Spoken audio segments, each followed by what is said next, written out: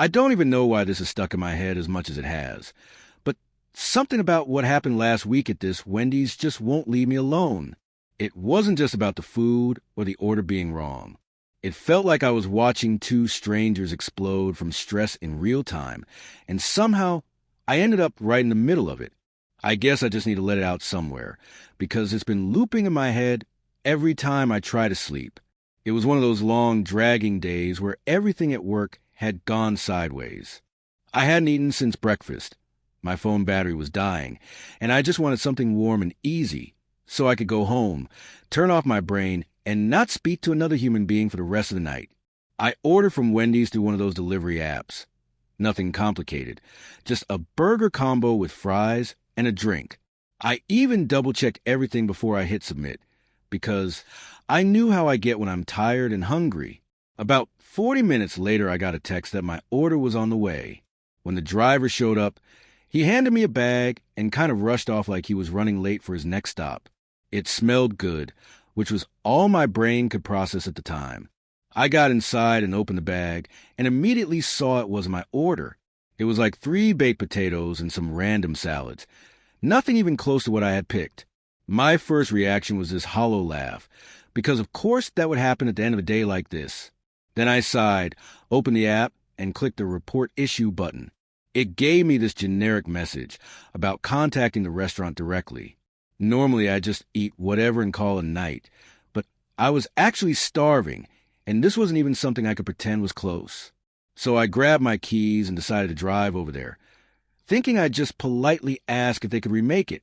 When I walked in, the place was half empty, just a couple people eating quietly. I went up to the counter and told the manager what had happened. She was probably in her 30s, hair tied back, and she had this look in her eyes like she'd been juggling too many things all day. She asked for my order number, and I showed her my receipt. She nodded and said they could remake it. I felt relieved. Then the delivery driver walked in. It took me a second to even realize it was the same guy, because I'd only seen him for a few seconds at my door, but he was holding one of those big, insulated bags and heading straight for the counter. The moment he saw me, his whole expression changed. He pointed at me and said something like, "You reported me." I was caught off guard and said no. I just reported that the order was wrong. He said that makes it look like he messed up, and now it's going to hurt his rating. The manager stepped in and told him it wasn't about him. It was the restaurant's fault that the bag had the wrong food. Then all just spiraled so fast.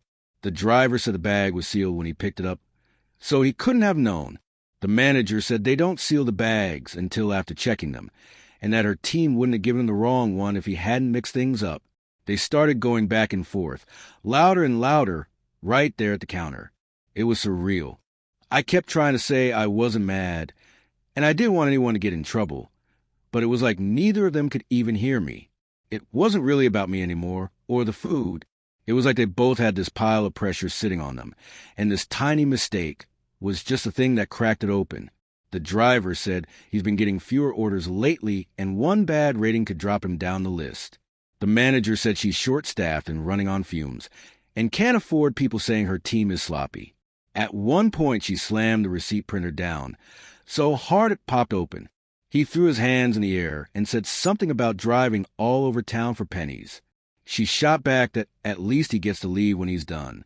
It was like watching two people argue about their whole lives through this one little messed up order.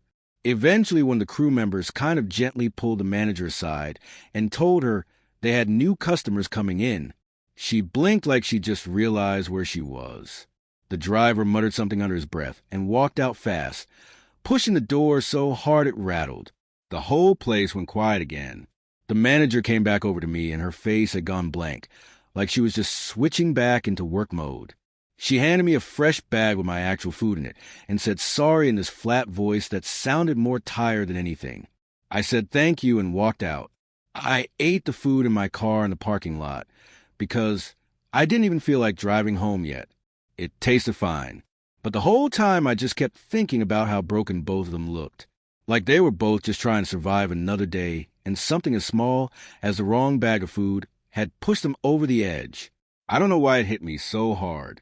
Maybe because I felt that close to snapping before, and I know how scary it is when it actually spills out.